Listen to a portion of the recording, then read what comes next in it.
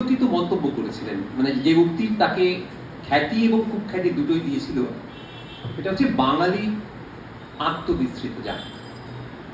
উনি এরকম কথা অনেক বলেছেন, যেমন রবীন্দ্রনাথকে নিয়ে বই গোটা লিখেছেন আত্মঘাতী রবীন্দ্রনাথ।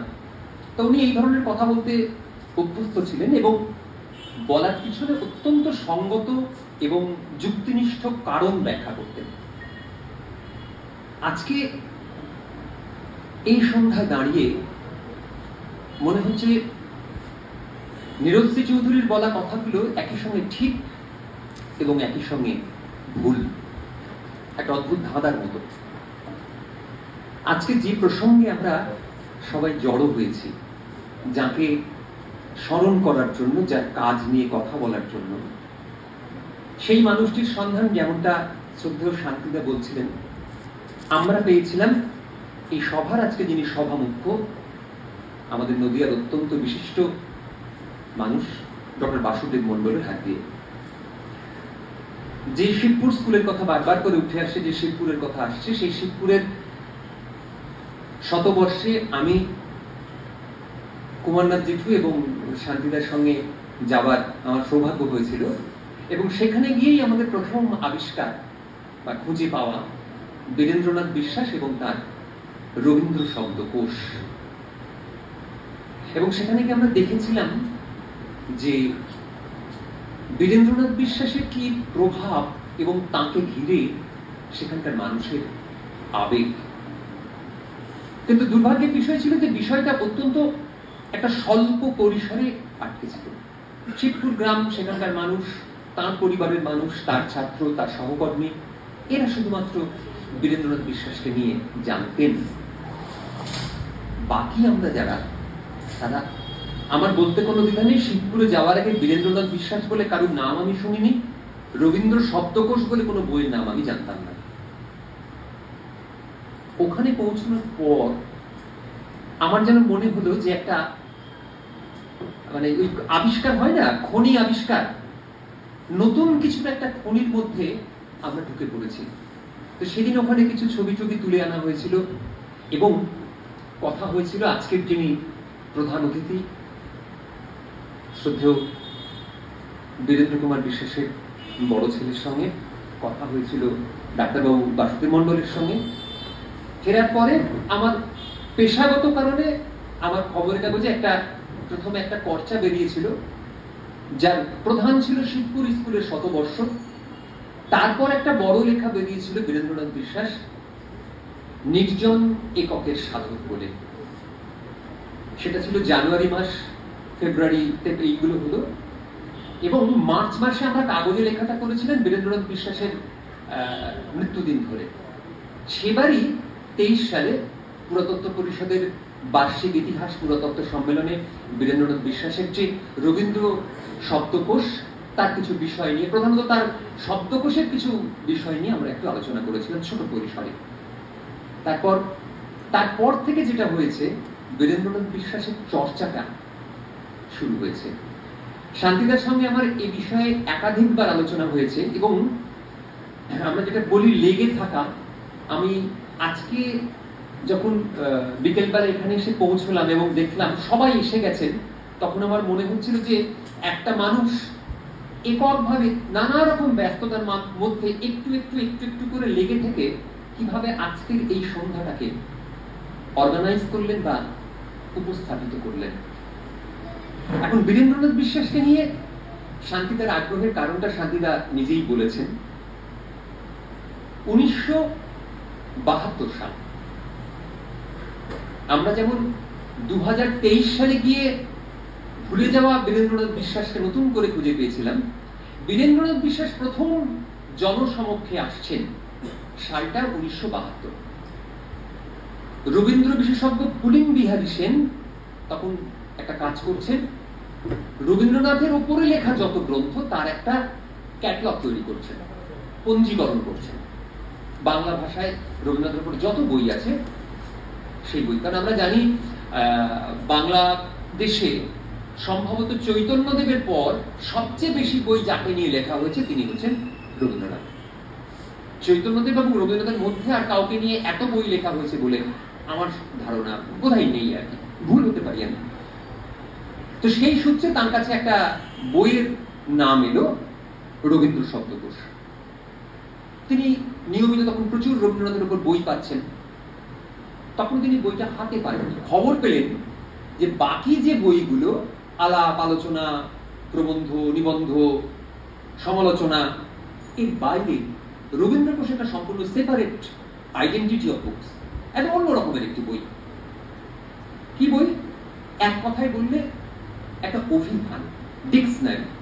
নামটাই শুনে বোঝা যাচ্ছে রবীন্দ্র শব্দকোষ।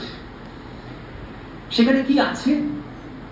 রবীন্দ্রনাথ তার গোটা সাহিত্যকর্মে, গল্প, উপন্যাস, গান, প্রবন্ধ, চিঠি, নাটক, যেখানে যা লেখা লিখেছেন সেই সমস্ত লেখার মধ্যে যে যে শব্দ ব্যবহার করেছেন সেই শব্দ নিয়ে একটা ডিকশনারি। প্রশ্ন উঠতেই পারে, রবীন্দ্রনাথ তো প্রচলিত শব্দ নিয়ে, বাংলা শব্দ নিয়েই লিখলেন, নতুন করে তার ডিকশনারি ব্যাপারটা কি? সকলের এই দ্বিধাটাই ছিল। তিনি যেটা করেছিলেন, শব্দের শ্রেণী বিভাজন, পঞ্জীকরণ, বিস্তারিত বিশ্লেষণ এবং শব্দগুলোর ব্যাখ্যা। পুরিন বিহারীর খটকা লাগলো, কিরকম হচ্ছে ব্যাপারটা, বইটা সংগ্রহ করতে হবে। তিনি বইটা সংগ্রহ করার জন্য ব্যবস্থা করলেন। ইন দ্য মিন টাইম যেটা করলেন, এরকম বই কে লিখলো তার সম্পর্কে একটু খোঁজ খবর নেওয়া শুরু করলেন। এবং খোঁজ খবর নিতে গিয়ে তিনি জানতে পারলেন, আমি বলছি সালটা 1972, যে সেই বছর কলকাতা বিশ্ববিদ্যালয় এই বইয়ের লেখককে সাম্মানিক ডিলিট দিয়েছে। 1972 সালে কলকাতা বিশ্ববিদ্যালয় সাম্মানিক ডিলিট দিচ্ছে এই রবীন্দ্র শব্দকোষের লেখককে। এবং তিনি জানলেন লেখকের নাম বীরেন্দ্রনাথ বিশ্বাস। বীরেন্দ্রনাথ বিশ্বাসের সম্পর্কে আর একটা বিষয় তাকে খুব ভাবালো। বইটা পাবলিশ করছে the world press private limited, সেই সময়কার একদম ক্লাস 1 একটা পাবলিকেশন হাউস। মানে যেখান থেকে বই ছাপাতে পারলে মানুষ ধন্য হয়, তারা এই বইটা ছাপিয়েছে। কোন দিক থেকে পুরিন বিহারী হিসেব মেলাতে পারছেন না, কি হলো ব্যাপারটা, কে এই বইয়ের লেখক, কি এমন লিখলো, ক্যালকাটা ইউনিভার্সিটি ডিলিট দিল, ওয়ার্ল্ড প্রেস ছেপে ফেললো, ব্যাপারটা কি? তো দেখতেই হচ্ছে। তিনি জানতে পারলেন এই ভদ্রলোকের নাম হচ্ছে, তখন তো যুবক, তার নাম হচ্ছে বীরেন্দ্রনাথ বিশ্বাস, বাড়ি নদিয়ার এবারে সীমানা ঘেঁষা প্রত্যন্ত গ্রাম শিবপুর, পেশায় শিক্ষকতা। শিক্ষক মাত্রেই একটা তাদের নিজস্ব সূত্র থাকে। খবর নিয়ে জানতে পারলেন এই বীরেন্দ্র বিশ্বাস হচ্ছেন তার ঘনিষ্ঠ অধ্যাপক, প্রবাদ প্রতিম অধ্যাপক চিন্তাহরণ চক্রবর্তীর অত্যন্ত কাছের ছাত্র। এইবার তিনি নিজেকে রিলেট করলেন যে তাই তো, এই ছেলেটিকে তো আমিও দেখেছি, এ তো আমার কাছেও এসছে বিভিন্ন লেখালেখির জন্য। অত্যন্ত স্বল্পবাক, শান্ত, ধীর স্থির একটি শান্ত ছেলে, একেবারে প্রত্যন্ত গ্রাম থেকে আসে, মেঠো একটি ছেলে, সে একটা এরকম সাংঘাতিক কাজ করে ফেলেছে। এবার তিনি সেই বই যথারীতি সংগ্রহ করলেন এবং বইটা আদ্যপান্ত খুঁটিয়ে পড়ার পর পুরিন বিহারী সেন অভিভূত হলেন। কেমন অভিভূত হলেন? এই বই পড়ার সঙ্গে সঙ্গে তিনি যোগাযোগ করলেন দুজন মানুষের সঙ্গে, একজন চিন্তাহরণ চক্রবর্তী আর একজন প্রবাদ প্রতিম রবীন্দ্র বিশেষজ্ঞ প্রভাত মুখোপাধ্যায়। বুঝতেই পাচ্ছেন মানে কোন স্তরের বুদ্ধিজীবী বা বিশেষজ্ঞরা সেই সময়ে কাজটা করছেন, কাদের মধ্যে ব্যাপারটা নিয়ে চর্চাটা হচ্ছে আর কি। তিনি দেখলেন বইটার ভলিউম প্রায় 650 পাতা, ওয়ার্ল্ড প্রেসের ছাপা 650 পাতার একটি বই, একটি অভিধান, কোন গল্প উপন্যাস কিচ্ছু নেই, শুধু শব্দ যেভাবে আমরা ডিকশনারি লিখি সেইভাবে সাজানো। এবং প্রথম যেটা মনে হলো, হাউ, কেমন করে এটা করা সম্ভব হলো? আমরা 2025-এ যারা দাঁড়িয়ে মোবাইল টিপলেই ইন্টারনেট পেয়ে যাই, গুগল পেয়ে যাই, আরো অসংখ্য সার্চ ইঞ্জিন পেয়ে যাই, হোয়াটসঅ্যাপ, ইনস্টাগ্রাম, তারা কিন্তু কল্পনাও করতে পারবো না যে 2000 1960, মানে বইটা লেখা হচ্ছে 6-এর দশকে, সেই 6-এর দশকে দাঁড়িয়ে তথ্য সংগ্রহ করা কি সাংঘাতিক একটা কঠিন কাজ ছিল। উত্তমদা, যার কথা আপনারা বারবার শুনছেন, গ্রন্থাগারিক উত্তমদার আমাকে অনেকটা হেল্প করেছেন। উত্তমদা জানিয়েছেন এখনো পর্যন্ত শিবপুর গ্রন্থাগারের লাইব্রেরিতে বীরেন্দ্রনাথ বিশ্বাসের এই গবেষণার জন্য সংগ্রহ করা ডিকশনারি আছে 100টা। 100টা ডিকশনারি আছে, বাংলা টু বাংলা, বাংলা টু ইংরেজি, ইংরেজি টু বাংলা, সংস্কৃত টু সংস্কৃত। আর আছে রবীন্দ্রনাথের উপর সংগৃহীত বই, তার সংখ্যা 100-র উপর। 1960, 62, 65, 66-তে দাঁড়িয়ে একটা মানুষ একটা গবেষণা করার জন্য এই পরিমাণ বই সংগ্রহ করছেন, সেটা কলকাতা বা নবদ্বীপে বসে নয়, করছেন কৃষ্ণনগর শহর থেকে বহু দূরের একেবারে প্রত্যন্ত গ্রাম। সে গ্রামের রাস্তার গল্প আমরা পরে আসছি, সেখানে বসে। বলা বাহুল্য, কলকাতার বুধমণ্ডলীতে একটা শোরগোল পড়ে গেল, কে এই লোকটা। এবং তাঁরা যেটা করলেন, বইটি দেখার পরে, বইটি নাড়াচাড়া করার পর তারা বললেন যে, পুলিন বিহারী বললেন যে আমার এই ছেলেটিকে চাই। তখন তিনি কাজ করছেন রবীন্দ্রনাথকে নিয়ে, বললাম ক্যাটালগিং এর কাজ করছেন, প্রচুর কাজ তখন রবীন্দ্রনাথকে নিয়ে। বলো আমার এই ছেলেটিকে চাই। এবং প্রভাত মুখোপাধ্যায়, চিন্তাহরণ চক্রবর্তী দুজনেই বললেন একদম সঠিক সিদ্ধান্ত। ওরা চলে এলেন। ওই যে শান্তিদা একটা কথা বললেন, বীরেন্দ্রনাথ কারোর কাছে যাননি, গোটা বাংলাদেশ তার কাছে পৌঁছেছিল। ওই শিবপুর গ্রামে এসে পৌঁছলো পুলিন বিহারী, প্রভাত মুখোপাধ্যায়, চিন্তাহরণ চক্রবর্তীর তরফে দূত। তাকে শান্তিনিকেতনের বিশ্বভারতীর রবীন্দ্র মিউজিয়ামের ডিরেক্টর পদে তারা চাইছে। সাংঘাতিক ব্যাপার। শান্তিনিকেতনের সঙ্গে রবীন্দ্র ভারতীর সঙ্গে, বিশ্বভারতীর সঙ্গে সামান্যভাবে জুড়ে থাকতে পারলে মানুষ গর্বিত হয়, হতো, এখন হয় কিনা জানি না। তো সেই জায়গা থেকে তাকে মিউজিয়ামের ডিরেক্টর করে দেওয়া হলো। ততদিনে তিনি ওই স্কুলে শিক্ষকতা করছেন শিবপুরে। উনি স্কুল ছেড়ে চলে গেলেন ডিরেক্টর হিসেবে শান্তিনিকেতনে। এবং ওরা বললেন যে আপনি ডিরেক্টর হিসেবে থাকবেন, খুব ভালো, এবং আপনার প্রিয় গবেষণার যে বিষয় তোমার, সেটা তুমি গবেষণাটা করতে পারবে। উনিও চলে গেলেন। কিন্তু গল্পটার মোচড়, যাকে আমরা আধুনিক ভাষায় টুইস্ট, এলো 3 মাস পরে। শান্তিনিকেতন থেকে বীরেন্দ্রনাথ বিশ্বাস ভ্যানিশ, নিখোঁজ, নেই, কোনো ট্রেস নেই। তখন ওই আগেই বলেছি, যোগাযোগ টোগাযোগের কোনো গল্প নেই। আর তিনি এমন একটি বাড়িতে থাকেন, এমন একটি জায়গায় থাকেন যেখানে টেলিফোন দূরস্থ। এবং তিনি চলে এলেন, হই হই পড়ে গেল। সুমিত্রবাবু আমাকে এই গল্প শুনিয়েছেন। পরে যখন তার খোঁজ পাওয়া গেল, তিনি শটান বাড়ি চলে এসেছেন। এবং বাড়ি চলে এসেছেন তার বাক্স বেডিং সব ফেলে রেখে। কেন চলে এসেছেন? তাকে যারা নিয়োগ করেছিলেন, বাংলা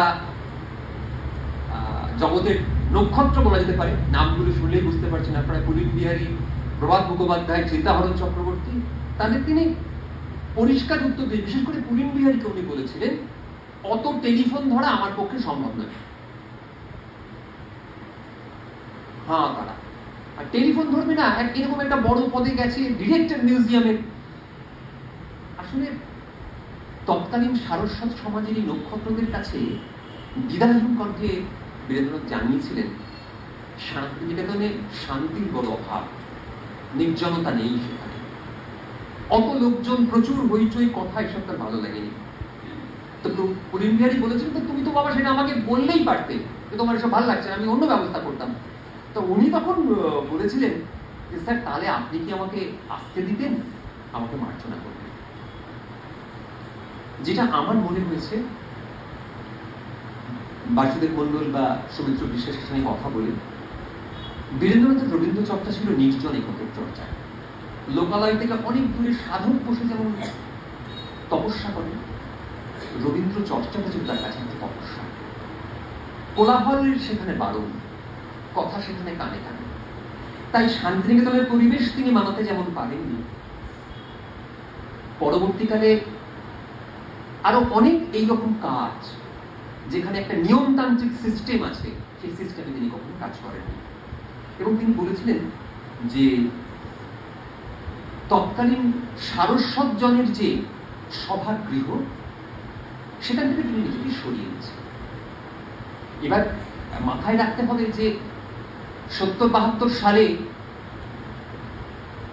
যারা বাংলা ভাষা, সাহিত্য, শিক্ষা জগৎকে নিয়ন্ত্রণ করছেন, তাদের মুখের উপর না বলতে পারা মানুষটি তিনি আসলে কে তাহলে?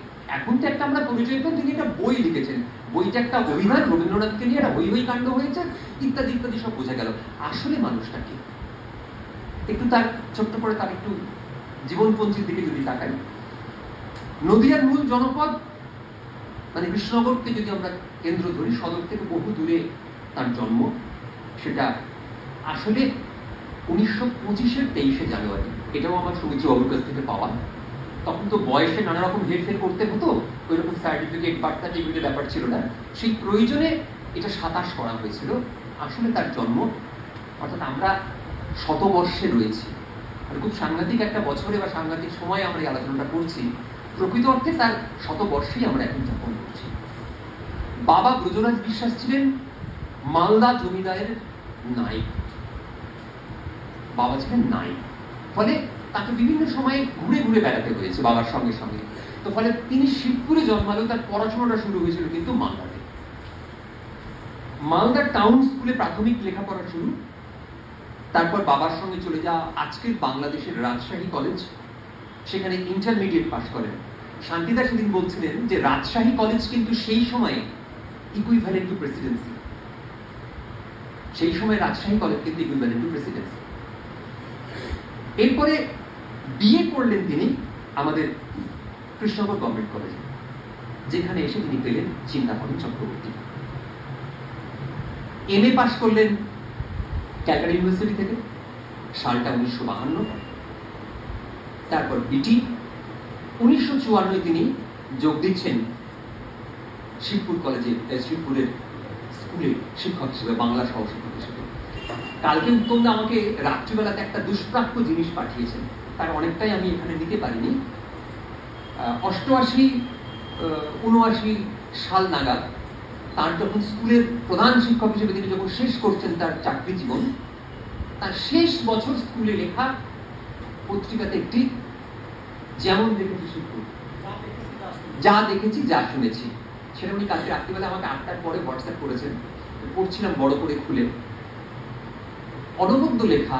এবং মানে একটা মানুষকে রবীন্দ্রনাথ জড়িয়ে থাকলে কিরকম হয়, আমি দুটো লাইন লিখে রেখেছি। উনি লেখাটা শুরু করছেন, পূর্বাচলের পানে তাকাই, অস্তাচলের ধারে আসি, একদা কি জানি কোন পুণ্যের ফলে এই গ্রামে আমার জন্ম হয়েছিল। এরপর তিনি যতগুলো চ্যাপ্টার লিখেছেন, প্রতি চ্যাপ্টারেরই শুরুতে একটা করে রবীন্দ্রনাথের লাইনকে ব্যবহার করেছেন। এবং অনবদ্য লেখা, মানে লেখার মধ্যে থেকে বোঝা যায় কোনো কোনো লেখা আছে পড়লে খুব উত্তেজিত লাগে, আর কোনো কোনো লেখা পড়লে একটা শান্তি, একটা প্রশান্তি আসে।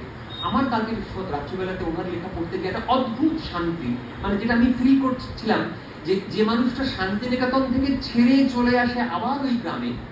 কারণ আমাকে শান্তিদা বললেন এখন একটা গাড়িতে করে চলে যাওয়া যায় বটে, কিন্তু আমাদের কুমারনাথ জেঠুর মনে আছে আমরা প্রথম যেদিন যাচ্ছি তো যাচ্ছি, সেই গোপীগাইন বাগাবাইনের চলি চলি চলি পথের জেনাই শেষ, আর বারবার করে ফোন করছি ডাক্তারবাবু আর কত দূর, আরেকটু এগিয়ে এসো, আরেকটু এগিয়ে এসো। মানে আলটিমেটলি আমরা যখন পৌঁছলাম আমরা 100 কিলোমিটার রান করে ফেলেছি আর কি।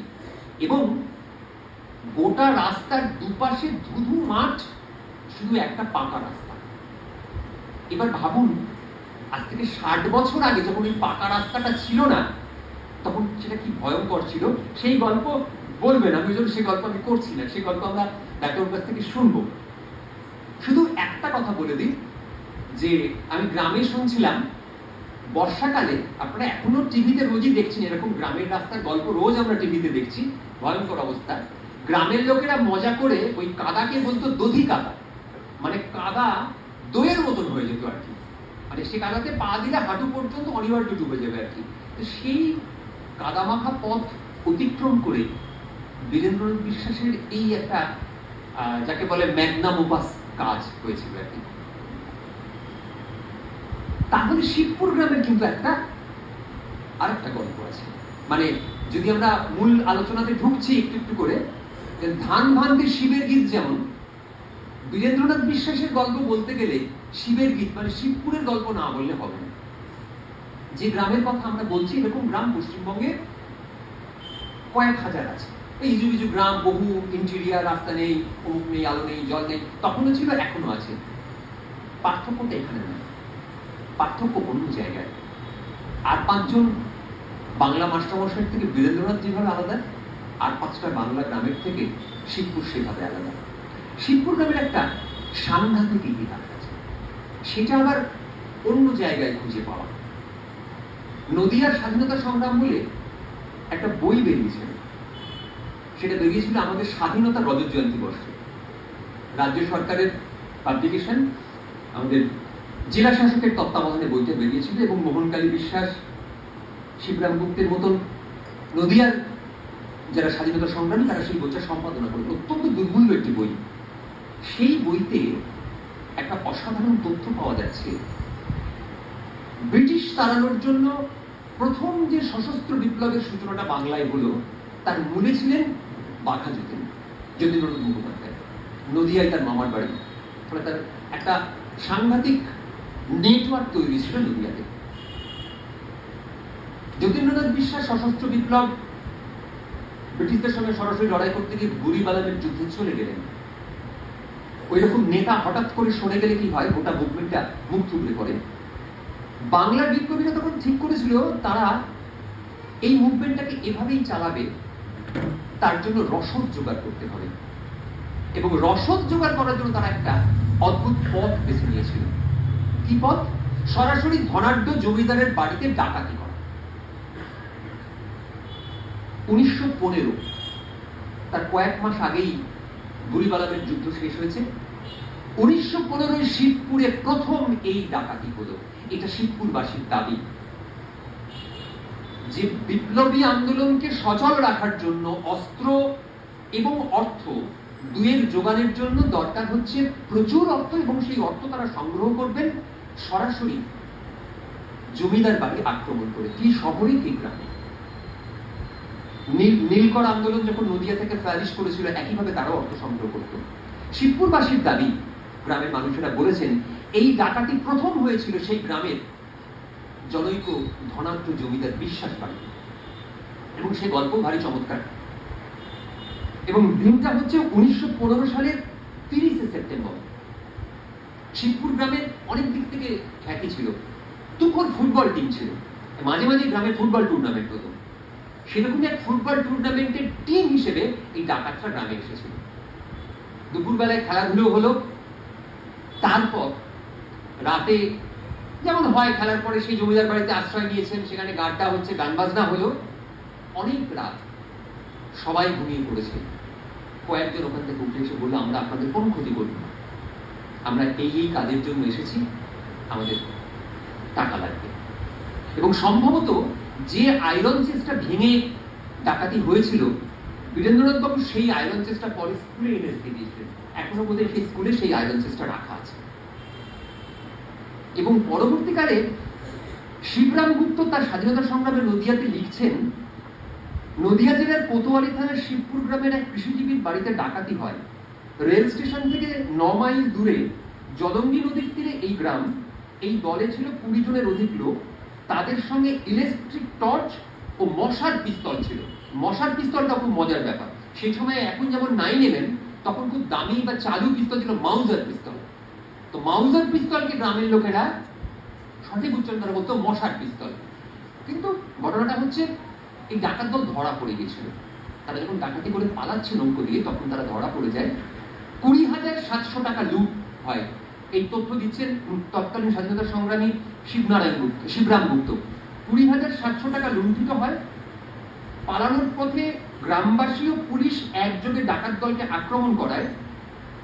1 জন পুলিশ সহ 3 জন গ্রামবাসী নিহত হন আর 11 জন আহত হন। 9 জন ধরা পড়ে, 8 জনের যাবজ্জীবন দ্বীপান্তর, 1 জনের 10 বছর দ্বীপান্তর দণ্ড। সুতরাং এই ঘটনাটা ঘটছে 1915 সালে। যে গ্রামে পরবর্তীকালে আমরা পাচ্ছি বীরেন্দ্রনাথ বিশ্বাসকে। এই গ্রামে বসে তিনি লিখছেন রবীন্দ্র শব্দকোষ, এবং 1972 সাল। বারবার করে গ্রামটা কিভাবে ফোকাসড হচ্ছে দেখুন। আমরা আসলে একটা কথা বলি না, স্থান কাল পাত্র, স্থান মাহাত্ম্যের একটা ব্যাপার আছে। আধ্যাত্মিক জগতের মানুষেরা আসন, স্থান, পীঠ, স্থান ইত্যাদি নিয়ে অনেক কথা বলেন।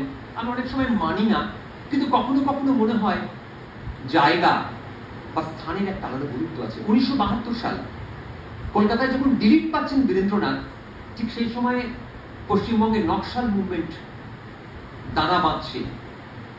সেই নকশাল মুভমেন্টের অন্যতম একটা ঘাঁটি হয়ে উঠেছিল ওই শিবপুর গ্রাম। সময়ের সঙ্গে সঙ্গে শিবপুর ক্রমাগত নিজেকে আপডেট করেছে, এবং খেয়াল করে দেখবেন যে বিপ্লবী আন্দোলন, ফুটবল খেলা, নকশাল মুভমেন্ট, বীরেন্দ্রনাথ বিশ্বাসের শব্দকোষ রচনা, সময়ের থেকে যা কিছু সমসাময়িক, যা কিছু আপ টু ডেট, তার সঙ্গে সবসময় তাল মিলিয়ে চলেছে শিবপুর। তাই বোধহয় বীরেন্দ্রনাথ বিশ্বাস শিবপুর এসেছেন, তাই বোধহয় সৌমিত্র বিশ্বাস আজকে যিনি আমাদের মঞ্চে আছেন, তিনি তার বছরের স্কুল ফাইনালে ওই স্কুল থেকে রাজ্যের মধ্যে দ্বিতীয় স্থান অধিকার করেছিলেন। আজকেই একজন মাস্টারমশাই বলছিলেন ওনাকে যে আমাদের স্কুলে জানেন তো অঙ্কের একটা ব্যাপার আছে, শিবপুরের ছেলেরা অঙ্কে খুব ভালো হয়। মাস্টারমশাই একটু আগে যখন ঘটনা চক্রে ছিলাম, শিবপুরের ছেলেরা অঙ্কে খুব ভালো হয়, কিন্তু তারা শেষ পর্যন্ত গিয়ে এখন আর কোথাও যেতে পারছে না। সৌমিত্রবাবু আর একটা গুরুত্বপূর্ণ কথা বললেন, আসলে আমরা কিন্তু শিবপুরে ফিরে যাইনি, শিবপুর থেকে বেরিয়ে গিয়ে আমরা কেউ শিবপুরে ফেরিনি, কিন্তু বীরেন্দ্রনাথ বিশ্বাস ফিরেছিলেন। এইখানেই বীরেন্দ্রনাথ বিশ্বাসের সঙ্গে বাকিদের পার্থক্য হয়ে যায়। এবার আমরা আসি এই বইটি সম্পর্কে দু একটি কথায়। বইয়ের ভূমিকায়